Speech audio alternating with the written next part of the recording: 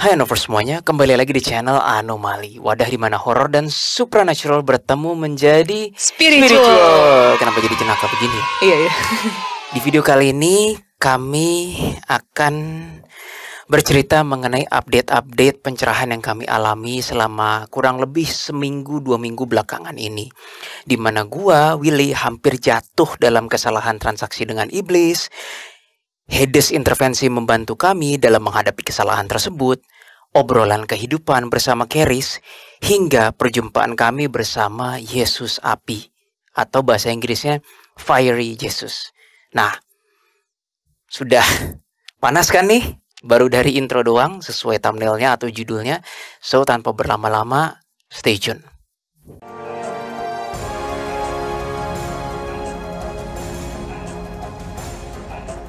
Video kali ini agak lain karena memang bukan kisah klien ya Jess ya, dan juga bukan interview bersama arwah dan yang lain-lain. Ini storytelling, sebenarnya mirip episode Anomali yang ini nih, yang ketika kamu lagi berhalangan, aku sendirian. Bedanya sekarang ada Jesslyn. Jadi waktu itu kan banyak tuh komen-komen, ada yang pikir kayak Jesslyn udah nggak ada, udah nggak niat. Bukan begitu kawan-kawan. Jesslyn lagi emang keluar kota. Tidak ada sekilas sedikit pun terlihat dari wajahnya dia tidak niat konten tuh, tidak ada. Jadi berhentilah berprasangka buruk gitu. Nah, seperti yang gue bilang tadi, ini ada 4 yang kami bahas di malam hari ini. Yang pertama adalah bagaimana gue hampir jatuh dalam kesalahan transaksi dengan iblis. Yang kedua, Keris memberi pengertian. Sebenarnya obrolan kehidupan, tapi dalam hal ini Keris memberikan pengertian dosa nggak dosa, konteksnya komunitas dugem. Lalu yang ketiga, 2 iblis yang dijamah oleh kasih Tuhan. Dan yang keempat, perjumpaan kami dengan Fiery Jesus. Fiery Jesus itu ya, yang benar. Oke. Kita mulai dari yang pertama. Willy hampir jatuh dalam kesalahan. Yang poin pertama yaitu di mana Kak Willy hampir jatuh ke dalam kesalahan transaksi dengan iblis. Hampir aja, hampir. Jadi ceritanya waktu itu ada seorang klien kami. Klien kami ini adalah seorang perempuan yang tersakiti oleh pacarnya. Ya, sebenarnya lebih ke enggak, mantan pacarnya. Oh iya, itu mantan pacarnya. Jadi ya klien ini long story short ya, latar belakang sekilas aja mengenai klien. Klien kami sudah berusia 45 tahun. Beliau pernah menikah, namun sudah bercerai, dan akhirnya beliau sempat jalan lagi dengan seorang pria. Ya kurang lebih sebaya ya Kak Will ya. Nah, seorang pria yang kedua ini itu bisa dibilang tindakannya kurang senonoh, atau bisa dibilang tindakannya kurang terpuji terhadap klien kami. Ngomongnya kasar, manipulatif. Sempat main tangan gak Kak Will? Lupa, tapi definitely pikirannya cuma seputar selangkangan aja. Iya. Terus lalu pada saat klien kami ini ingin menyudahi hubungan antara klien kami dengan pria ini mengancam bahwa akan meneror dan menghabisi nyawa dari klien kami dan keluarga klien kami. Ya, memang jahat sih. Lalu dengan rasa empatinya, Kak Willy akhirnya mencoba untuk mencari cara apa yang harus dilakukan terhadap laki-laki ini. Ya tapi sih sekarang untungnya sudah benar-benar berpisah. Cuman ya pastinya rasa semacam trauma atau luka itu pasti masih ada. Lalu Kak Willy mencoba berdoa untuk mengetahui apa yang harus dilakukan. Oke, ketika gue berdoa itu sebenarnya sedikit pun gue nggak berminat pada si pacar yang main kekerasan dan ngancam klien kita itu. Di akhir-akhir gue berharap kita bisa bahasa lain, antara lain si klien dia udah usia 45 tahun, masih sangat cantik, dan ya memang masih sangat cantik sih. Intinya problem hidupnya itu adalah agenda utamanya konsultasi, bukan si mantan pacar. Tetapi ketika kami sudah mulai santai, mulai makan, gue dihampiri oleh 2 entitas dari sisi kiri di restoran itu. Tapi bukan literally di restoran itu. Jadi kayak di dimensinya mereka, cuma energinya mendekat gitu kan. Nah terus gue bingung, ini apa nih? Looks like Arka loh. looks like Arka. Tapi seperti yang teman-teman tahu, Arka dan iblis mereka share the same energy. Mereka bilang gini, mau dibantu. Cie, udah kayak bahasa orang Indonesia aja, mau dibantu. Ini dalam konteks gue merasa nilai justice gue tuh kayak berapi-api. Kayak ini orang harus dapat balasan nih. Si pacarnya itu yang Mantan pacar. mantan pacar yang kurang ajar itu kan. Terus gue bilang, emang bisa gitu kan. Terus gue doa, ya Tuhan tunjukkan kebenaran, jauhkanlah kami dari kebohongan. Takutnya itu iblis. Pas didoain, nggak bergeming, tetap bentuknya begitu. Ya kan, kamu lihat ada 2 kembar. Nah, Tapi tiba-tiba waktu bertanya seperti itu, kan aku sebenarnya masih ngobrol dengan kliennya ya Kak Will. Tapi tiba-tiba Keris langsung ngomong, jangan Willy gitu. Terus aku sampein ke Kak Willy, Keris bilang, jangan Willy, jangan. boleh aku yang ngomong? Boleh. Nah, jarang banget HB kami, Keris atau Eli, sampai intervensi kayak gitu loh. Ada sebuah hukum tidak tertulis dari HB, mereka nggak boleh intervensi dalam kehendak bebas. Nah itu kan kehendak bebas gua. Dan ketika gua tanya Keris, which is gue baru tahu akhir-akhir ini jawabannya, kenapa Keris? Keris nggak jawab kan? Keris hanya bilang jangan. Gua tanya lagi, kenapa Keris? Keris hanya menjawab lagi, jangan. Di situ gua ngerasa, aduh kok Keris kayak begini. Ya udah. Ternyata gue baru tahu setelah beberapa hari kemudian, Keris nggak boleh ngomong alasannya. Karena kalau Keris ngomong, dia melangkahi keHB-annya, gue nggak belajar. Ada hal-hal yang misalnya kayak HB tahu nggak boleh ngasih tahu anak ini karena dia harus dengan free will-nya sendiri, either dia berbuat kesalahan atau nggak berbuat kesalahan. Ya kan Keris? Aku paham kenapa kamu hanya berkata jangan saja. Karena kalau kamu mengatakan situasi yang sebenarnya, aku jadi nggak belajar, Keris. Mungkin itu. Anyway, ada yang mau diceritain lagi? Enggak, belum. Nah, balik lagi ke 2 itu, gue doain gini, nggak bergeming. Oh, gue pikir ya, kalau nggak bergeming, mungkin dia bukan di kubu kiri, ya kan? Terus gue kayak hampir kayak terjadilah apa yang harus terjadi gitu kan. Tapi kayak cedut nih. I was like, damn man, kok nggak enak banget ya. Di situ guys, oh my god. Gue bener-bener, bukan pertarungan batin, tapi kegalauan batin yang cuma aku sih yang bisa ngerasain, Jess. Jadi kayak, ya enggak. Dan kamu nggak tahu itu dosa atau enggak lagi. Biasanya kan kita tajam banget kan. Nah, ternyata itu tuh iblis. Tapi nyamar jadi Arka. Bukan nyamar jadi Arka. I made mistake. Kenapa gue made mistake? Karena dia belum berbuat kan. Gue belum berbuat. Gue doain, gak bisa. Dia belum bersalah. Dia baru kayak, mau gak? Oh, iya. Dengan jasa kami, kamu bisa membalaskan karma ke pacar yang kurang ajar itu loh. Kan dia belum salah. Terus aku doain gini. Sebenarnya ada bergeming dikit, kayak dia kayak kebakar dikit. Tapi I was like, mungkin aku halu kali. Karena bergemingnya tuh like nggak bergeming, bener-bener kayak batu. Tapi biasanya Kak Will, kalau Arka kan maksudnya kita doakan biasanya entah body language-nya itu langsung bersujud ke Maha Kuasa. Iya, thank you. Gitu. Untung kamu ngomong, aku baru sadar dia berdiri doang. Nah, pokoknya long story short teman-teman, gue udah ngerasa nggak enak, gue langsung Tuhan nggak jadi, maaf gitu kan. The moment Tuhan nggak jadi itu, gue bingung jelasinnya. Tapi kira-kira begini teman-teman, abstraknya adalah teman-teman tahu telur kan, embrio kan. Kan embrio itu kan harus mengalami pembuahan dulu, sperm sama ovum. Kesannya kayak begini, ada sebuah embrio yang sudah dibuahi, sudah terjadi pembuahan, tapi belum jadi, Jess. Rasa energinya tuh kayak gitu. Terus kan, Keris, tolong Keris, aku bilang gitu kan, Keris, I think aku hampir membuat kesalahan, tapi berasa kayak udah terjadi pembuahan tuh. I mean gila loh teman-teman loh, kalau udah seperti kami bermain level begini tuh, aduh nggak bisa main-main. Sebentar intermezzo, kemarin ada klien di Central Park, dia bertanya bahwa tante saya ini praktisi yang seperti mungkin loktung, tatung, gini. Ini salah nggak katanya?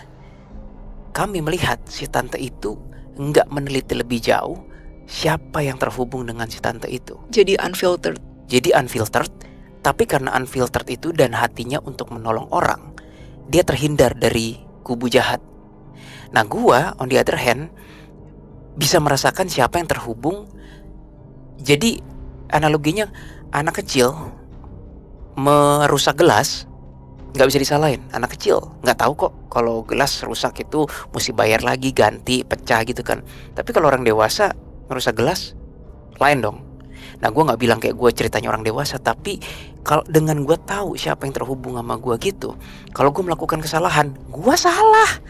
Dan sekilas cerita, posisinya itu tante ya tadi kan Kak Will? Tante yang klien kita yang sebelumnya di Central Park, ya. Tantenya itu posisinya tidak bisa melihat. Tidak itu bisa melihat. Sudah dikonfirmasi oleh klien kami.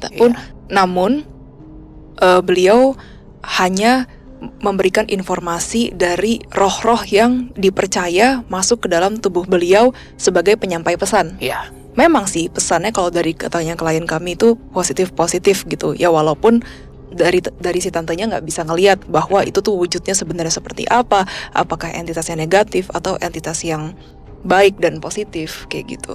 Iya. Nah tapi di sini kan posisinya Kak Willy kan bisa melihat mereka. Ya seperti itu kira-kira. Balik lagi ke konteks bersama yang embrio energi ini, terus Carrie selalu bilang buang ke atas Willy, buang ke atas supaya kalau nggak enak. Gue selalu kalau udah tertekan di sebuah tempat atau udah kerasa gangguan supernatural yang nggak ada musuhnya ya, cuma nggak enak itu, gue selalu buang ke atas atau grounding ke bawah. Nah pas buang ke atas, peng gitu, terus gue ngeliat tuh yang kayak embrio telur itu kan, langsung gue dapet abstrak hantem, kayak mesti dihancurin. Embrionya mesti dihancurin. Pas gue hancurin gini, pertama kalinya selama anomali bekerja, gue goyang pusing. Di situ gue ngerasa, fuck, I almost made mistake. Itu energi gue sendiri terjadi hampir pembuahan dengan energi iblis. Gila kuatnya. Gue aja goyang. Nah gue yang goyang, si klien gimana? Klien merasa pusing, muter tanpa katanya. disentuh. Padahal di restoran. Itu apa kena ke sebelah-sebelahnya ya? Bisa jadi loh. Bisa jadi. Itu energi nggak main-main itu. Tanpa disentuh loh si klien. Nah, di situ gue baru tahu, astaga, harus berhati-hati banget. Ya, tapi gue percaya ya, Anover semuanya, kalaupun gue buat kesalahan, kita menyesali dan nggak mau berbuat lagi dan mengakui kesalahan, nggak mungkin Tuhan tidak menolong kita, betul? Tidak mungkin. Tapi kan bukan berarti kita sengaja buat kesalahan, itu sih bego namanya gitu kan. Kayak kasus yang tante tadi, itu kan memang tetap masih ada cahaya Tuhan ya Kak Will ya. Iya. Karena ketidaktahuan beliau. Di situ gue akuin gue kurang perhitungan kemarin, karena main doain aja tapi nggak ditelaah dulu, dan gue lupa biasa entitas kalau didoain gini biasanya mereka selalu nunduk. Kita nggak pernah ngelihat arka yang doa begini mereka nggak begini tuh nggak pernah ada. Cerita mengenai gue hampir jatuh dalam transaksi belum selesai, tapi sampai sini dulu. Kami pulang berpamitan dengan klien, itu dua iblis masih belum puas sih sebenarnya. Dan ya pokoknya gue berhasil mukul mundur gitu kan. Anyway, kita ke topik selanjutnya dulu ya, yaitu Charis memberi pengertian komunitas dugem obrolan kehidupan. Nggak berapa lama lah setelah kejadian yang kesalahan aku tadi. Paling kalau jangka waktunya 3 hari kemudian sih. Nah, kami dapat lagi klien di mall yang sama. Singkat kata, mau kamu ceritain kasusnya? Kak Willy aja dulu. Oke, kasusnya ini seorang gadis yang usianya masih 20-an tahun, galau dengan calon suami, nggak tahu calon atau enggak, pokoknya galau dengan pacarnya karena nggak disetujuin orang tua, beda agama. Wah, tipikal banget lah, very typical. Datang ke kami nanya, kata mamaku dan kata pendoa orang pinter, ini pacarku ini dia kayaknya bisa main tangan ya kalau udah married ya. Terus dia kayak ada bibit-bibit kekerasan nggak, nanti bisa KDRT nggak, dia cocok nggak sama pertanyaan kayak begitu. Ada lagi. Apa? Kalau dari anak ini ya, pendoa itu bilang juga katanya dia main guna-guna supaya klien kami ini tertarik dengan pacarnya. Ya, klien kami ini perempuan kan tadi. Long story short, nggak ada sih pelet gitu kami temukan, nihil. Ya memang kami temukan ada potensi bibit kekerasan di cowoknya karena masa kecil dan yang lain-lain. The bottom line sih intinya ya kami mengatakan bahwa siapa ya namanya ya, Emma, kamu dengan pacar itu cukup match secara energi, tapi memang ada potensi kekerasan dan yang lain-lain. Ya kami nggak mau cerita detail karena bukan itu agenda topik yang kami bawakan di video ini. Tetapi ketika sudah selesai malamnya, gue kan pulang sama Jesslyn ngobrol-ngobrol kan.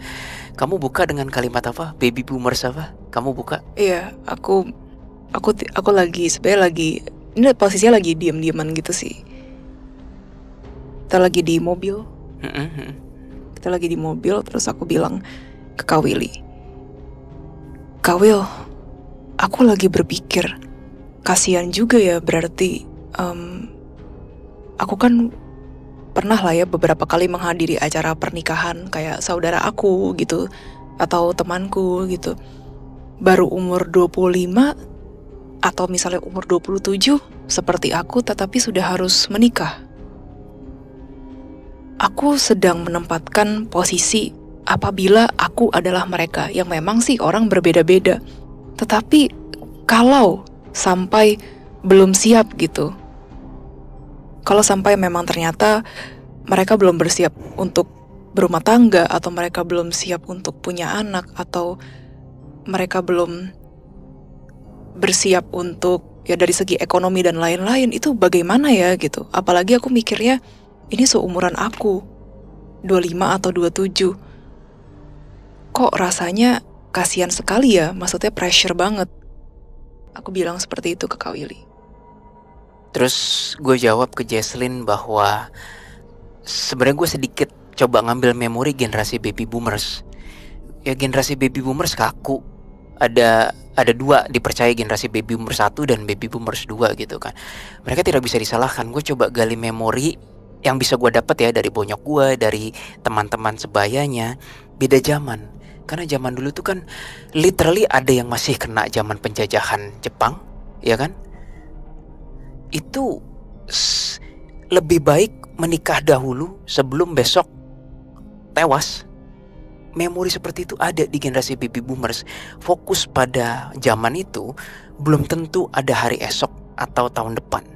Jadi fokusnya adalah bertahan hidup, dan kalau lu bisa berkeluarga, berkeluargalah duluan. Makanya banyak orang-orang tua yang sudah mungkin papa dan mama belum tentu besok hidup, zaman susah. Kamu berkeluargalah, bertahan hiduplah, beranak cuculah, bekerjalah, whatever. Fokusnya udah beda sama generasi sekarang. Jadi walaupun gue banyak gak setuju dengan generasi baby boomers yang kaku, tapi sekarang gue bisa ngerti, oh warisan dari generasi baby boomers tuh itu apa ya? Dengar gak tadi? Bunyi apa sih tadi tuh? Bukan. What the heck is that? Kayak bunyi meja kegeser gitu. Dari sebelah kali. Bukan dari mikrofon sini ya? Bukan. Dari situ gue bisa ngerti kenapa baby boomers berpikirnya seperti itu. Karena beda zaman, Jess. Dan ya hal-hal seperti kayak kalau udah umur 20, 25 harus married gitu kan. Dan dicocokkan ya gitu. Itu intinya. Nah, terus ke arah dugemnya gimana ya? Jembatannya. Sampai tiba-tiba Keris ikut nimbrung. Kayaknya kamu yang iya, gara-gara aku tuh bilang masalah stereotype gitu. Aduh, kasihan banget ya gitu. Apa maksudnya, apakah mereka nggak capek gitu dengan mungkin kita bakalan dihujat kali ya dengan konten ini kali ya. Maksudnya apakah mereka nggak capek mengikuti stereotype, sedangkan setiap manusia itu kan harusnya bisa mendapatkan value dan bisa mempunyai free will-nya sendiri dari kehidupannya gitu, tanpa harus ada paksaan atau pressure dari tekanan sosial kayak gitu. Lalu sampailah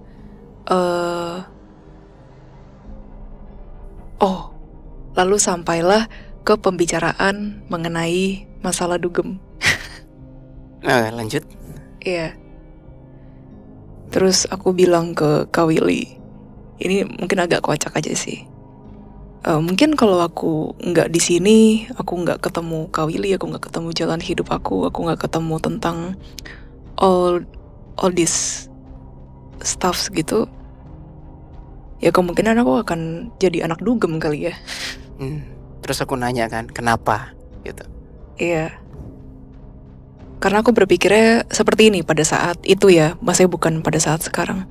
Karena kalau misalnya aku tidak mempunyai value seperti ini, aku harus cari kemana? Sedangkan misalnya aku bekerja di bisnis gitu, misalnya kayak bisnis mama papaku, atau misalnya aku bekerja di luar gitu di kantoran, aku merasakan yang namanya hiruk pikuk, capeknya kerja, ribet dan lain-lain gimana gitu. Ya kemungkinan besar salah satu komunitasnya yang bisa refresh abis capek kerja dari pagi sampai malam, ya maybe dugem gitu. Ya walaupun ini nggak bisa, ya maksudnya nggak semua orang punya perpikiran begini sih gitu. Tapi I was punya pemikiran seperti ini. Lalu Kak Willy jawab apa? Terus aku pun merenung kayak, dan di sini mohon maaf, gue mungkin juga another time gue melakukan kesalahan prejudis. Prejudis apa ya bahasa Indonesianya ya? Asumsi. Jadi gue bilang ke Jesslyn, Jess, tapi I think orang-orang dugem itu, aku bisa salah Jess, tapi orang-orang dugem itu adalah tipe orang-orang yang kurang memikirkan kesehatan dirinya sendiri. Dan gue rasa statement gue cukup solid ya dalam hal itu. Kenapa? Mana ada sih orang dugem yang gak terekspos, yang ceduk, yang ngomong tuh sampai lu mau manggil itu sampai ke anjir. Gue juga walaupun gue bukan dugemers, walaupun gue bukan orang dugem, tapi pernah lah sekali, 2 kali, 3 kali, 4 kali, 5 kali tuh ke dugem tuh pernah. Gak ada kan musik yang yang pelan tuh gak ada. Bahkan kadang-kadang jarak segini aja gue gak denger dia ngomong apa. Sampai lu ngomong apa? Ya abis saya mau kemana? Lu mau minum apa? Kayak gitu kan. Teman-teman ngerti lah. Dan setelah keluar dari dugem, anjir kuping ya enggak, sudah pasti pendengaran organ telinga pendengaran itu pasti terkompromikan. Kedua, kayaknya gue nggak pernah lihat deh orang dugem semuanya minum air putih. Gue nggak pernah lihat deh. Dugem pasti sudah identik dengan minuman keras ya, dan minuman keras adalah alkohol yang sudah pasti tidak mungkin berakibat baik buat kesehatan. Gue nggak percaya sih ada medical yang bilang, maksudnya dalam batas tertentu ya, tapi gue nggak percaya kayak ada mana mungkin sih orang dugem minum kayak cuma 1 udah mana mungkin gitu kan. Kalau dalam batas tertentu kan katanya bisa menghangatkan tubuh kan. Iya, itu kan sangat sedikit. Wine katanya 2 sloki per hari. Lah kita lihat kalau orang dugem bisa sampai birnya berapa banyak, terus buka botol yang minuman keras sampai berapa banyak ya kan.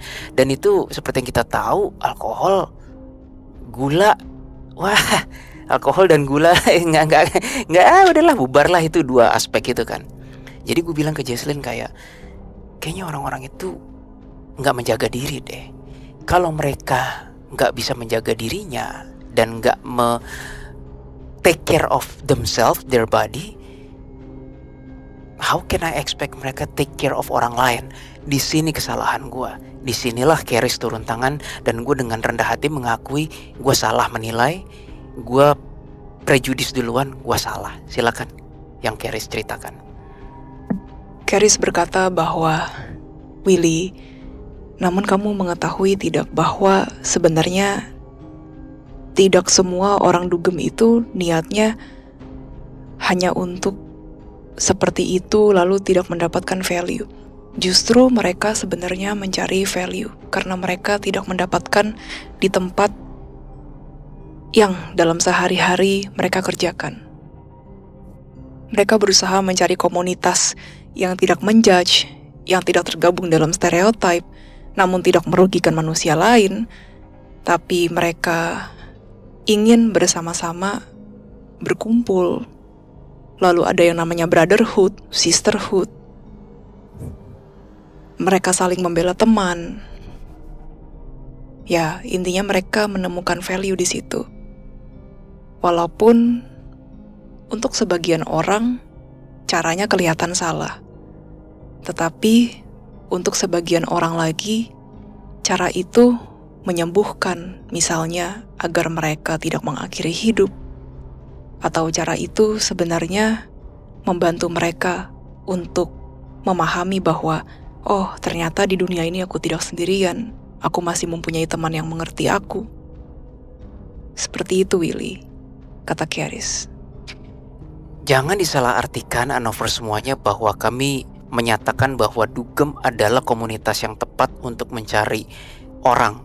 Kami nggak berkata gitu ya. Enggak, bukan gitu maksudnya. Komunitas yang tepat itu memang mungkin semakin kita bertambah umur semakin sedikit, tapi nggak bisa dipukul rata di Dugem. Bisa aja ketemu di Coffee Meets Bagel, bisa aja Ya, kan, bisa dating aja. apps, di mall, di tempat kerja, banyak kok. Nah, Banyak. balik lagi ke Dugem ini, ntar aku mau ngomong apa ya tadi?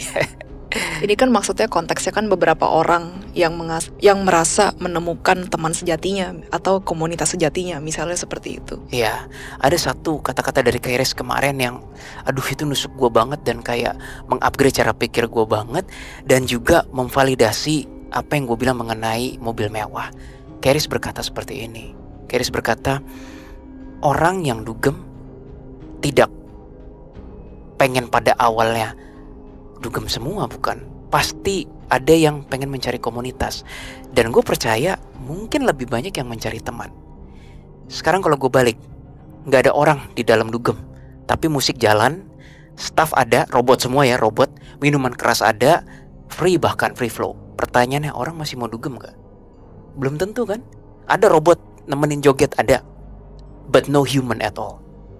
Coba gue pengen tahu orang masih dugem gak? Mungkin serem kali ya orang Exactly. anggapnya. Artinya apa? Artinya jauh dibalik motif mungkin pengen minuman keras, pengen dansa, people are looking for someone. Everybody is looking for someone yang berarti bagi hidup mereka. Yang kata Charis waktu kita ngobrol itu tidak ditemukan di mungkin kantoran atau tempat kerjanya. Sama juga ketika waktu itu gue di episode Detektif Astral, kalau nggak Bohemian Grove kalau nggak salah ya, itu gue berkata motif dibalik orang beli mobil mewah dengan brand tertentu, kenyamanan, luxury, feeling nyetir dan yang lain-lain, itu nomor sekian. Nomor satunya tetap rekognisi. Ini human nature sih, gue rasa. Kita balik lagi, kalau di tempat orang itu beli kendaraan itu tidak ada seorang pun, adanya robot semua, tapi dia mampu beli mobil, akankah dia beli mobil yang sama? Mungkin akan, tapi hampa atau apa? Dia mau pamer sama siapa? Dia mau sharing sama siapa mobilnya? Tapi Gitu. menurutku tergantung juga sih Kak Will. Ada juga yang berdasarkan dengan kenyamanan gitu juga pasti ada. Kalau- ya, pasti ada juga betul, sih yang kita yang diskusi. kognisi. Kalau mau yang apa? kenyamanan, Kognisi apa? luxury, Bukan. Hah? Yang ingin diketahui apa bahasanya? Rekognisi. Ya, rekognisi itu. well, if you wanna comfort, you don't need brand yang sampai harus dilihat orang, betul? Ya Ada itu kok, nggak salah. itu ada nggak brand-brand yang memang sudah mencapai threshold comfort, tapi emang nggak dilihat orang. Sebagai contoh nih, ini gue ngomong apa adanya ya. Mercedes-Benz S-Class adalah top of the line-nya sedan passengers. Ya sampai sekarang saya ingat gue. Hyundai ada juga istilahnya versi S-Class-nya. Nggak terlalu laku Hyundai di Indonesia, terutama untuk sedannya itu. Kenapa? Ya karena Mercedes S-Class sudah dipandang orang. Padahal kalau ditanya apakah Hyundai itu luxury-nya kalah sama Mercedes S-Class, belum tentu. Belum tentu. Apakah Preferensi kedapnya kalah? Belum tentu. Ujung-ujungnya apa? Rekognisi lagi. Dan preferensi juga. Yes. Nah balik lagi ke konteks obrolan bersama Charis ini. Charis iseng banget loh nanya ke kami. Jadi adik-adikku dugem dosa atau tidak? Tuh Charis yang nanya. Wah gila, gue ditanya gitu sama HB. Biasa kami yang nanya HB, ini HB yang nanya. Pusing gue jawabnya. Nah ini jawaban personally dari gue. Gue bilang tidak, karena dosa atau tidaknya itu bukan manusia yang bisa menentukan, tetapi sudah pasti bukan yang menyehatkan badan cara itu, dan sudah pasti a little bit destruktif terhadap badan. Terus tanggapan Charis apa ya waktu itu? Ya betul Willy, karena setiap orang mempunyai alasan masing-masing. Udah. asalkan mereka tidak merugikan yang lain. Dan kalaupun destruktif, itu juga kan terhadap badannya mereka, bukan? Iya. Di sini ini sesuai dengan prinsip gue yang di video gue yang cerita mengenai, again video gue yang sendirian, yang pakai baju kuning-kuning, bunga-bunga. Prinsip gue adalah carilah, itu prinsip anomali sih sebenarnya. Carilah value dari kehidupanmu sendiri tanpa merugikan diri sendiri dan orang lain. Sebenarnya prinsip anomali sesimpel itu sih. Sangat simpel. Tapi jujur ya guys, aku nggak munafik sih. Cuman aku somehow aku cukup suka dengan musik-musik yang kayak begitu. Nggak usah jauh-jauh. Kita ke mall aja kemarin ada ini pameran fashion show. Itu musiknya jedak-jeduk. Iya. Aku cukup menikmati kok. Iya sama. Tapi nggak tiap kali ya, nggak tiap kali. Gitu. Nah, ucapan Keris yang tadi bilang bahwa orang yang datang ke dugem itu tidak serta-merta awalnya selalu ingin berdansa, alkohol. They are looking for someone. Itu kejadian lagi di malam yang sama, Jess. Kita diskusi sama Keris. Intinya adalah udah mau saling pulang nih, gue sama Jesslyn kan. Tahu-tahu gue ngeliat di belakang Jesslyn ada 2 demon. Gue sampai, tapi bukan dari kamu. I was like, ya elah, malam-malam mau pulang ada aja yang cari masalah ya kan. And then begitu gue cek, anjay, ini demon yang dari ini demon dari yang gue hampir jatuh dalam kesalahan. Yang 2 demon tadi, gue gak bisa sebut namanya. Ujung-ujungnya sih gue tahu namanya Z, dua-duanya depannya Z. Terserah teman-teman mau ngomong Zoro lah, Zara lah, jangan Zara itu. Ya terserah, pokoknya Z depannya. Nah itu mereka datang, terus gue bilang, Jess jangan pulang dulu, help me. Mereka mau ngapain ya kan? Dan ternyata tiba-tiba gue langsung berasa banget. Inilah topik berikutnya, 2 iblis yang dijamah api kasih Tuhan. Si 2 iblis itu kerasa banget mau masuk mimpi gue. Kerasa loh, gue agak panik sih. Kenapa mereka mau masuk mimpi gue? Karena seperti yang gue katakan di episode sebelumnya, Jess, ketika manusia bermimpi, lose control, ya kan? Ditawarin makan, gak susah nolak. Tawarin cewek, diembat, ya kan?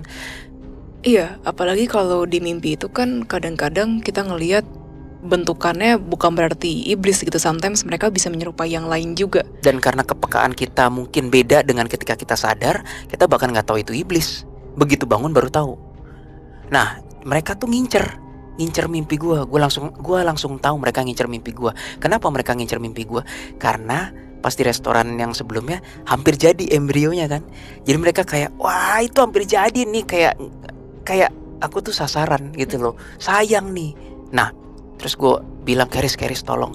Keris bilang, doa Willy, kamu dan Jesslyn sekarang hingga perjalanan ke rumah supaya selamat gitu kan.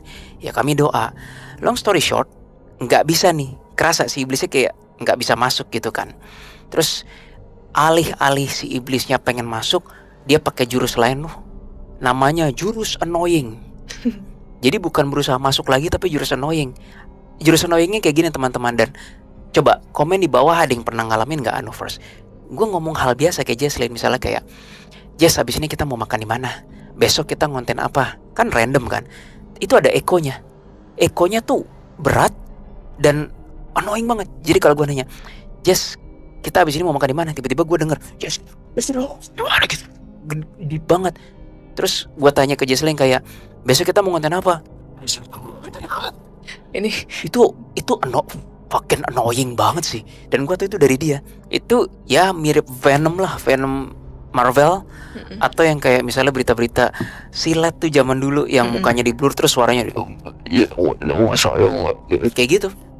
Nah setelah dia ke gue gak berhasil kan, Jesslyn dong, gue kan care sama dia, jadi kayak gue gak mau dia diganggu dong. Gue kayak langsung nyabet gini, kamu ngerasain apa? Kamu ngerasain apa yang aku rasain? Coba tell me what you saw, what you feel. Aku ngerasa mereka memang mau mengincar belakangnya aku, tetapi mereka nggak benar-benar di depan aku. Ya mereka ingin mengincar bagian belakang aku, punggung aku. Lalu waktu aku berbicara dengan Kak Willy, akhirnya aku juga merasakan seperti yang Kak Willy Eko tadi. suara Iya, itu kan. eko suara itu. Terus kayak, hah apaan nih, suara kayak ke distorted dan dalam dan aneh gitu. Nggak mungkin kan ini suaranya Kak Will kan. Ya udah akhirnya kita berdoa bersama ya. Iya. Dan entah Keris entah Eli agak kesal juga, tapi bilangnya cuma gini, tidak semudah itu kalian ganggu adikku katanya. Ya udah, tapi gue jujur agak takut sih. Kenapa takut? Bukan karena gue nggak yakin dengan Tuhan ya, bukan, karena gue hampir membuat kesalahan waktu itu. Itu yang membuat gue rada takut. Tapi memang salah satu dari demon itu menyebarkan energi fear juga sih. Jadi memang ada energi teror di situ. Ya akhirnya kami nggak ada pilihan bahwa udahlah pasrah aja. Ya, terus-terusan ada tuh yang kayak damn annoying banget, tapi ya udahlah kami pasrah aja sampai titik tertentu berkurang. Si iblisnya tuh 2 tuh. Kesannya kayak kembar. Yang paling aktif yang jari telunjuk gua nih. Dia mulai marah kan, kayak nyari cara lain gitu. Kita nggak akan jelasin ciri-cirinya gimana karena takut teman-teman yang peka ke connect gitu, dan memang ini 2 iblis ini annoying banget. Jadi ya ini untuk kebaikan teman-teman Anovers juga. Ya, nah tiba-tiba Hades turun tangan, bukan turun tangan, intervensi. Dia bilang ke gua kayak, gampang itu dek gitu. Dan Eli juga bilang, gua mohon pada Eli. By the way, bagi Anovers yang baru, Eli adalah HB gua, Keris adalah HB Jesslyn. Bisa scroll balik ke zaman-zaman anomali, bahas episode HB. HB itu higher being. Higher being, ya. Gue tanya Eli, help me. Karena gue di dalam batas takut dan gak takut nih, karena gue pernah hampir buat kesalahan kan. Orang yang pernah buat kesalahan pasti ada rasa takut kalau dikonfront sama pihak yang benar gitu loh, antara lain gue. Nah terus Eli bilang, kamu bisa mengatasinya dek ya. Baik Hades dan Eli udah begitu, sejujurnya sedikit mendongkrak semangat gue, tapi nggak cukup sih untuk menumbuhkan keberanian gue. Tiba-tiba Hades berkata gini, oh itu dek. Terus dia kayak ngasih gue power. I don't know how it works. Tiba-tiba gue jadi tahu nama 2 iblisnya. Yang makanya gue bilang tadi inisialnya Z. Tapi terserah teman-teman mau nganggap apa. Dua-duanya Z gitu kan. Terus si Hades, tuh silakan dek katanya, kamu ngomong ke dia. Gue bilang, kamu Z bla bla bla, kamu Z bla bla bla. Terus Hades bilang, gini aja dek, kamu bilang ke dia, kalau kamu udah tahu nama iblis, terus kamu doa atas nama Tuhan kepada si Z, terjadilah kehendak Tuhan. Coba aku pengen tahu apa yang terjadi, kata Hades. Ternyata layaknya episode detektif astral yang kalau ada benda kubu kiri kita doain itu balik ke mereka. Kalau kita tahu nama iblis kita doain, bilang terjadilah kehendak Tuhan, good luck. Tambah marah tuh si Z. Kesannya kayak banting-banting gitu. Oh itu chaos sih. Nah di situ gue ngerasa kayak oke, angin udah mulai berbalik. Kayak gue udah merasa angin, gue mulai di atas angin, udah nggak takut lagi. Nah yang akan mungkin jadi bahan perdebatan teman-teman, dan ya nggak apa-apa lah, namanya juga pengalaman pribadi kan. Jesslyn udah mau pulang, gue juga udah mau pulang, masih ketahan terus ini gara-gara unexpected things. Tiba-tiba gue merasakan ada memori indah in my life gitu. Memorinya simple loh kadang-kadang teman-teman. Memori kayak misalnya gue main bersama anak, atau gue nyobain makanan gak enak bersama orang yang disayang, tapi ketawa-ketawa, oh makanannya gak enak banget, gila bayar mahal gitu. Gak setiap kali makanan enak bikin kita kesel. Kadang kita nyobain makanan enak tapi malah ketawa-ketawa, kayak menikmati kekesalannya, kekonyolan kan. Teman-teman pernah mengalami kan. Nah memori itu tiba-tiba muncul, terus seperti ada api teman-teman. Api itu tuh ternyata api sang sumber atau kasih Tuhan. Gue bingung, ya gue ikutin aja dong feeling itu. Terus tiba-tiba api itu dari jarak jauh banget, secepat kilat nyamber ke si Z yang kiri nih, yang jari telunjuk. Terus gue praktekin teman-teman ya. Si Z itu yang lagi berdiri dengan tongkatnya gagah-gagah, duak gitu. Dia kaget, apa ini? Apa ini gitu. Kayak berkibar kan? Api, bentuknya api. Terus dia, apa ini? Dia makin berat, kayak ditekan terus dia sampai gini. Dia sampai nggak bisa bangun. Dia sampai nggak bisa, kayak grafitinya mau bangun dia susah banget gitu loh. Ya, bentar mikrofon. Maaf. Dan ternyata gue baru tahu api itu adalah api kasih Tuhan Kenapa si Z itu tertunduk? Dia menolak kasih Tuhan. Saking ditolak, itu yang membuat berat.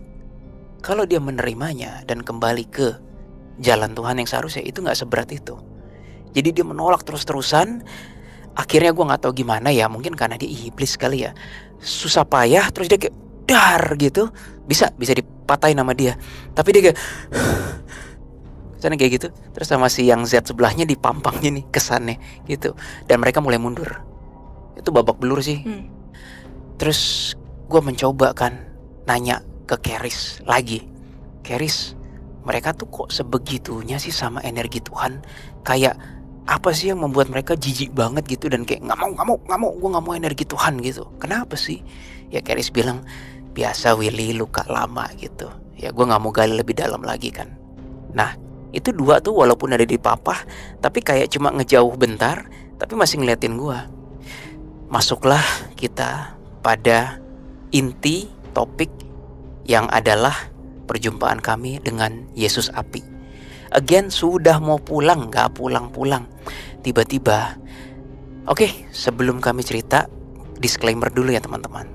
Sebelum kami cerita, pertama, tidak ada sedikit pun maksud kami untuk mendiskreditkan Tuhan Yesus. Tidak ada sedikit pun. Maksud kami dari cerita ini adalah ingin berbagi cerita betapa agungnya, betapa powerfulnya, betapa mulianya, dan betapa kalau gue nggak pantas meledak gue energinya. Yang kedua, teman-teman boleh percaya boleh enggak, tidak ada yang memaksakan teman-teman untuk percaya, kami hanya berbagi cerita. Hanya itu disclaimernya. Ya, 3, seperti biasa, jika ada value yang bisa diambil dari cerita kami, itu sudah lebih dari cukup. Balik lagi, tiba-tiba gue melihat, gimana ya, gue melihat ada orang begini, kamu kan? Iya kan? Posisinya kamu waktu itu udah kesel tuh sama si dua iblis itu, jadi istirahat di kursi, agak kayak nyendernya tuh agak incline gitu loh, agak nyender gitu kan. Tiba-tiba ada sosok seperti ini, kayak gue nggak tahu gimana, gue langsung tahu loh, ini kan Yesus gitu kan. Tetapi gimana, kamu ceritain deh. Terus Kak Willy akhirnya karena masih bingung dan takut itu manipulasi kan, akhirnya kami berdua berdoa bersama-sama, ya Tuhan tolong tunjukkan kebenaran, bila memang ini adalah Yesus yang asli maka ya terjadilah sesuai dengan kehendak-Mu, namun bila ini adalah yang palsu maka terjadilah juga sesuai dengan kehendak-Mu. Tapi nggak ada sedikit pun berebut, malah tambah nyala, pokoknya nggak ada bau-bau manipulasi sedikit pun. Yang gue lihat nggak tahu Jesslyn lihatnya jelas nggak? Itu Yesus tangannya lagi seperti ini menengadah gimana sih? Lebih ke kayak begini sih Kak Will. Ya, Bill menengadah yang ini atau yang ini? Lupa, maaf lah bahasa Indonesia gue nggak begitu bagus. Pokoknya posisinya yang telapak tangan menghadap ke Jesslyn, ke bawah ini, matanya berapi, ya nggak? Terang banget. Terangnya tapi bukan terang yang blinding light putih yang gue pikir. Lebih ke orange, kuning, iya. Fiery. Itu satu. Terus di belakangnya tuh kayak, gue juga nggak ngerti, ada kayak objek-objek kayak bola-bola api gitu kan. Bola api, tapi gue nggak yakin tuh bola api karena warnanya campuran putih lampu gini dan api. Memang ya namanya vision guys, gue juga bingung ya. Tapi itu benar-benar aneh sih, nggak pernah ngelihat vision seperti itu. Rasanya sih ada 7. Artinya apa? Jangan tanya kami, namanya juga vision kan. Don't ask, kami baru pertama kali ngelihat. Atau mungkin teman-teman pernah melihat wujud Yesus yang dengan ada bola-bola api seperti itu, komen di bawah ya. Iya, dan sebenarnya di Instagram ada yang bilang kayak, loh itu kan adalah penampakan Yesus yang di kitab Wahyu. Gue belum tahu kitab Wahyu ya, itu kata komen-komen, teman-teman bisa cek sendiri di Instagram kami. Kami bahkan nggak tahu. Intinya kami nggak mau utik-utik. Semakin kami nggak tahu, dicemari dulu dengan pra-informasi, semakin kami lebih jujur ngelihat visionnya. Balik lagi, ini kayak ada 7 bola api kan. Dan tiba-tiba Yesus berkata seperti ini kepada Jesslyn, jangan pernah meragukan kemampuanmu. Anjir, panasnya. Pas Yesus begitu nyala banget. Panas banget. Aku berasa tangan aku tuh kayak pakai balsem guys, saking panasnya. Dan gue sampai nggak berani deket sama Jesslyn. Kalau teman-teman nanya panasnya gimana, gue nggak bisa jelasin sih. Ini mungkin yang dimaksud Hades, bahwa panas kita kebakar. Iya panas, kena lilin sakit coy gitu kan, panas kebakar. Tapi ini jiwa yang panas, Jess. Gimana jelasinnya ya? Wah gila lah panasnya. Gue sampai aku nggak kuat. Aku bilang gitu kan ke kamu kan, aku menjauh dari kamu saking panasnya. Nah per detik ini pasti ada aja nih netizen yang bilang, oh itu karena Kak Willy dosa, nggak kuat ngelihat Yesus gini. Terserah terserah. Ini zaman demokrasi, terserah lo mau ngomong apa. Intinya gue nggak kuat. Dan ternyata Jesslyn tuh seperti diinisiasi, ya kan bahasa Indonesianya. Tapi kalau ditanya, kejadiannya baru kemarin kok. Ditanya apa fungsinya, gue nggak tahu. Tapi jelas banget. Tapi kerasanya lebih ke upgrade sih. Upgrade. Tapi apa kami belum tahu. Terus Yesus juga berkata ke gue, untuk sementara kamu belum siap. Kamu tuh gue. Jadi memang yang lebih di upgrade saat ini Jesslyn, yang dari api itu.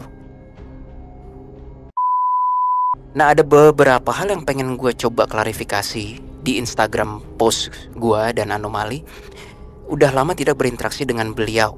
Sekalinya berinteraksi kemarin, buset, langsung melihat sosoknya yang beda banget dari anggapan umum. Oke, gue minta maaf, mungkin kata buset selalu kesannya gimana, tapi tidak ada unsur kayak ingin mendiskreditkan, tidak. Itu tuh ungkapan kayak gue sekaget-kagetnya. Yang gue maksud dengan beda banget dari anggapan umum, latar belakang gue adalah Kristen. Dan for 30 years, gue yakin teman-teman yang Kristen pun juga mengalami hal yang sama. Gue gak pernah melihat wujud lukisan Yesus seperti itu. Ya gak? Kalau lukisan Yesus yang di sini ada gambar hati, ada salib dan apinya, iya itu gue pernah lihat. Tapi the whole thing like Yesus berapi sampai matanya keluar api, gue gak pernah lihat teman-teman. Jadi kaget lah. Ya kaget. Kalau mungkin Yesusnya bentuknya terang cahaya, expected. Kalau mungkin Yesus berwujud seperti terang cahaya, itu mungkin lebih baik bisa diterima ya. Tapi sekarang begini loh teman-teman, ya yang gue lihat itu kok. Ya masa gue mau bilang kayak yang gue lihat cahaya gitu. Dan satu hal yang pengen Tapi actually itu kan cahaya juga kan, walaupun ada api-apinya. Iya anyway. Gimana ya teman-teman, bagaimana dengan banyak sekali kisah orang-orang di luar sana yang belum tentu Kristen, nggak tahu Yesus itu siapa, cuma pernah dengar namanya, tiba-tiba mungkin dalam mimpi atau dalam setengah sadar bilang, aku kayaknya bertemu yang disebut dengan Yesus deh. Itu tahu dari mana? Dan ada kisah-kisah yang bertemu dengan Yesus nggak seperti yang anggapan umum. Anggapan umum tuh yang kita gue 30 tahun hidup yang gue tahu ya, rambut panjang, pakai istilahnya apa ya? Kayak baju yang zaman dulu itu. Ya, dan definitely bukan sepatu pantofel kan, bukan. Ya kan, rambut panjang terus. Tapi sebenarnya bentukannya agak mirip sih. Walaupun mungkin bukan dengan yang api-api itu ya. Bentukannya itu ya beliau memang rambut panjang, rambut sebahu gitu, sebahu lebih dikit. Terus ada bajunya juga panjang gitu, dan memang ada jubahnya, dan ada kayak kerutan gitu loh guys di depannya. Aku nggak tahu nama bajunya apa, tapi kan kayak baju kayak zaman dulu gitu, kain gitulah. Ya, tapi banyak yang seperti yang gue bilang tadi, banyak orang-orang yang melihat Yesus tapi kayak wujudnya tuh kok nggak seperti anggapan umum. Nah, come on teman-teman, masa iya mereka harus dipaksakan melihat seperti yang anggapan umum? Kan nggak bisa dong. Di sini gue merasa ada beberapa pressure di medsos yang mohon maaf ya cukup menyebalkan sih. Lo yang gue lihat gini, kenapa lu maksa gue untuk ngelihat seperti yang harus dilihat gitu? Kan itu namanya pemaksaan kehendak gitu loh. Dan sekali lagi nih, bagi yang bilang kayak ini dikira gue kayak nggak boleh, Yesus nggak boleh diginiin, mendiskreditkan. Cuy, yang pengen gue sampaikan ini justru betapa powerful, betapa mulia, betapa agungnya penampakan itu. Di mana letak gue ngomong kayak di mana gue tidak pantaskan Yesus? Lu bagi yang ngomong pikir dulu ya sebelum ngomong gitu loh. Nanti palingan ada video yang dipotong-potong sama haters biasa lah ya gitu. Ya kita kasih time code di sini. Gitu. Ngaku-ngakunya suatu agama tertentu gitu, dan khususnya ini adalah agama Nasrani. Ya maksudnya jangan dipikir kita nggak tahu gitu. Kita tahu.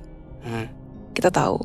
Dan terus terang aja konten kami kali ini sebenarnya walaupun sosoknya itu adalah Yesus, atau kalau misalnya kayak di Muslim itu kan namanya Nabi Isa, ya kan? Tapi konteks yang dibawakan di Anomali ini bukan karena maksudnya latar belakang kami kekristenan, tiba-tiba kami baru kami bisa connect sama Yesus dan lain-lain. Come on guys, I mean God, ketuhanan itu, atau misalnya entitas-entitas yang tinggi seperti malaikat, iblis gitu, itu nggak harus kayak cuman Katolik doang atau Kristen doang atau Islam doang yang bisa koneksi gitu. Yes. Semua orang tuh bisa koneksi. Jadi Exactly. kayak please jangan ngotak-ngotakin yang namanya entitas yang lebih tinggi dari kita itu semuanya berpatokan pada agama gitu. Kenapa harus dikotak-kotakan di dalam agama seperti itu gitu? Padahal sebenarnya sama-sama kubu kanan, sama-sama ujung-ujungnya juga ke sang sumber lagi. Ya just why aja. Ya. Ini bukan tentang agama. Jadi untuk teman-teman yang mikir ini adalah tentang agama, ya aku mohon teman-teman bisa keluar gitu. Aku sarankan teman-teman bisa keluar dari pengkotakan-pengkotakan itu sih. Speaking kamu berbicara mengenai agama ya. Sekarang begini teman-teman. Kalau ini kita kan membahasnya Yesus, tapi kan di kepercayaan lain juga banyak tokoh yang dihormati. Di Hindu ada banyak, tapi yang jadi manusia itu antara lain Sri Krishna, Arjuna Sasrabahu, dan beberapa avatar-avatar lainnya. Kalau ya pokoknya banyak lah di kepercayaan lain ya, termasuk Buddhism sekaligus. Pertanyaannya, masa nggak boleh dibahas sama sekali? Cuma gara-gara misalnya kita bukan agama Buddha, Iya, terus bukan di mana agama letak Hindu gitu. demokrasinya? Iya. Ya kalau gitu nggak usah ada yang bahas aja sekalian. Ya enggak. Itu gue geras sih dengan masa iya tidak boleh dibahas sama sekali gitu. Cuman gara-gara beda agama, kayak I Iya. think itu benar-benar Itu pemikiran enggak yang banget sempit. sih. Pemikiran yang sempit sih. Dan tahukah teman-teman, ini gue cerita dengan segenap kerendahan hati ya. Gue minder. Gara-gara apa? Gue kan latar belakangnya Kristen. Dari anomali terbentuk, gue minder karena apa? Gue bilang, Tuhan Yesus bantu aku. Jarang banget Yesus bantu gue, ya kan? Emang lu pikir gue gak minder? Minder lah, gitu. Karena gue latar belakang Kristen, pasti gue mencari kiblat yang gue rasa gue familiar. Jujur, selama 3 tahun lebih, Yesus berinteraksi dengan kami dan membantu jarang banget. Ya. Jarang sejarang-jarangnya. Tapi gue akhirnya ada yang memberi pencerahan. Gue tanyakan, apa gue berdosa ya? Apa gue kotor? Apa gue gak layak sampai Yesus tidak membantu kan? Di sini gue diberi pemahaman. Ternyata mungkin bukan situasi yang dibutuhkan. Gue percaya sampai detik ini Yesus bekerja membantu manusia siapapun di planet bumi ini, dan belum tentu Kristen, dengan caranya. Misalnya seperti ada orang yang bilang, aku mendapat pesan dari seseorang yang kayaknya aku percaya itu adalah Yesus. Dan banyak channeler mediumisasi yang assuming asli, itu berkata bahwa dia mencoba memberikan pesan Yesus. Gua nggak mendapat privilege itu, tapi gue tidak berkecil hati, dan gue nggak mau menganggap diri gue kotor atau berdosa gara-gara kesannya kayak Yesus bantu kami sedikit mungkin. Think about kenapa ada klien-klien kami yang kerja malah berasa lebih banyak dibantu dewa. Ada kayak gue yang kerja merasa lebih dibantu Grim Reaper. Ada orang-orang tertentu yang merasa dibantu dewa langit lah dan yang lain-lain. Bagaimana dengan mereka gitu? Iya, ini sebenarnya sama aja sih konteksnya Kak Will. Sama kayak yang pernah aku ceritain kasus ART aku waktu itu. Jadi my mom padahal setiap pagi, setiap malam itu selalu berdoa di depan kan my mom itu agamanya Tao ya. Di hadapan Taisang Lao-chun ya. Nah, tapi mbak aku itu yang suka kayak nyediain teh gitu, yang suka rapiin meja sembayangnya. Sampai suatu hari kayaknya dia udah dapat mimpi yang kedua kali loh Kak Will, mengenai Taisang Lao-chun. Tapi aku belum dengar cerita tuntasnya yang mimpi kedua kali. Tapi pokoknya kayaknya dia udah mimpi lebih dari sekali. Disayang sama Taisang Lao-chun itu. Padahal mbak aku Muslim. Balik lagi ke penampakan Yesus ini, banyak komen-komen yang mengatakan kayak itu simbol keberanian, simbol hati kudus Yesus. Dan di sini gue nggak mau melangkahi terminologi dan filosofi, istilahnya kalau nggak salah eksegese atau esegese Kristen. Gue nggak berani. Tapi gue berterima kasih pada seluruh Anovers yang komen membangun dan positif mengatakan bahwa api ini simbol ini, api simbol ini, api simbol ini. Per video ini dibuat tanggal 31 Maret 2024, gue belum tahu apa yang di-upgrade dari Jesslyn. Tapi gue dan Jesslyn hanya bisa percaya selama kami bekerja di jalan Tuhan. Kalaupun situasinya bertambah kompleks, kami percaya Tuhan pun akan mengupgrade kami sesuai yang dibutuhkan. Amin. Amin. Selesai, akhirnya gue pulang kan dengan Jesslyn badan yang masih panas. Ya kan, kamu masih panas kan itu kan. Gue juga masih agak takjub sih. Jujur gue gak berani deket-deket tuh. Selain panas dan gue takut sih. Bukan takut serem ya, kayak ngerasa gak pantas aja guys. Kayak aku ngerasa aduh gue gak pantas ya. Tapi anyway, gue gak mau mempengaruhi cara pikir teman-teman. Besok-besoknya gue merenung lagi dan ngobrol lagi sama Jesslyn. Saya tadi pagi sih. Iya.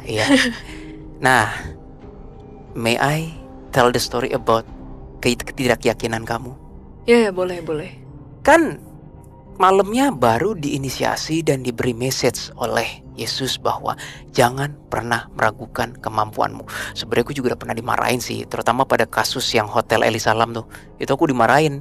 Tapi bedanya kalau yang kamu dengan tegas Yesus yang begini tangannya, seakan-akan di sebelah kamu, seakan-akan. Kalau aku di dimensinya, disitulah aku cerita I knew Yesus adalah part dari yang what I call Seven Prime itu. Salah satu awal mual lagi, asal muasal. Nah, balik lagi ke perenungan kita pagi hari. Mulai Jesslyn kerasa kayak aduh aku halu gak ya? Ya kayak gitu-gitu. Ibaratnya kayak Jesslyn mulai gak pede kan. Gue bilang, Jess, kemarin kamu baru diinisiasi dan baru dimarahin. Pagi-pagi kamu sudah tidak percaya diri lagi. Nah tiba-tiba gue dapet pemahaman, gak tahu dari siapa.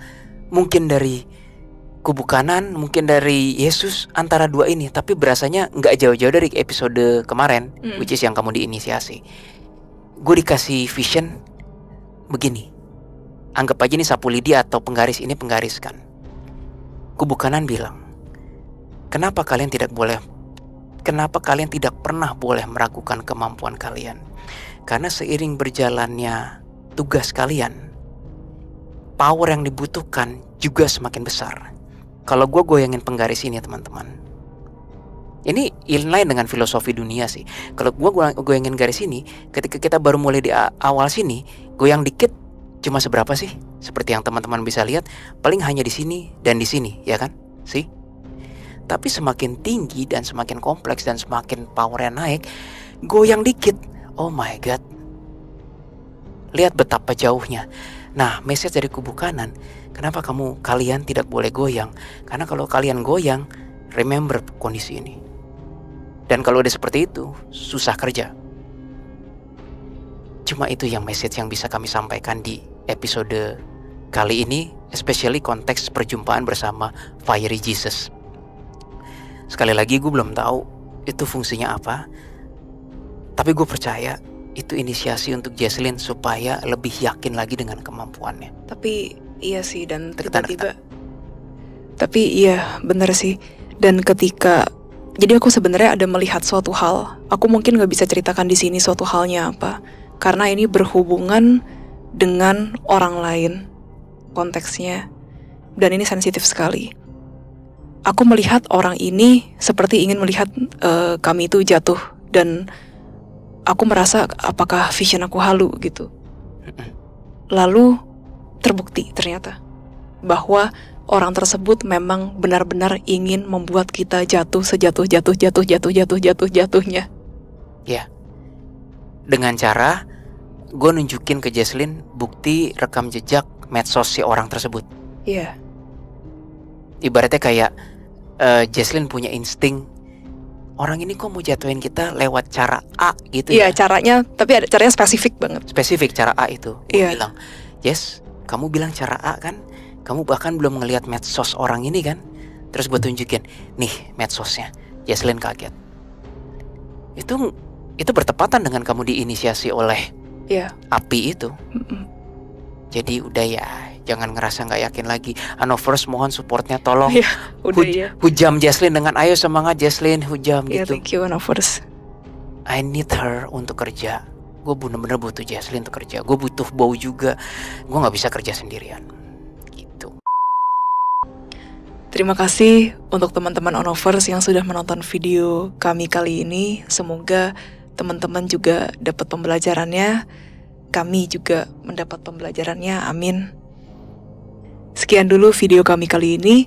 Jangan lupa klik like, share, subscribe, dan jangan lupa nyalakan lonceng notifikasi. See you guys on another video. Bye-bye. Jadi, pada saat itu... Ntar dulu.